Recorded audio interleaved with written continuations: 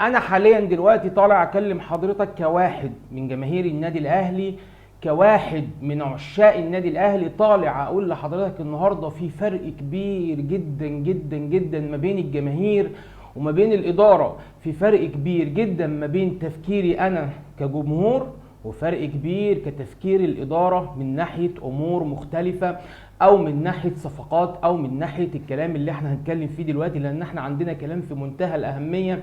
لان خلاص انت دلوقتي تقريبا في موضوع شبه امر واقع. امام عاشور خلاص يعني بنسبه 99% امام عاشور موجود في النادي الاهلي.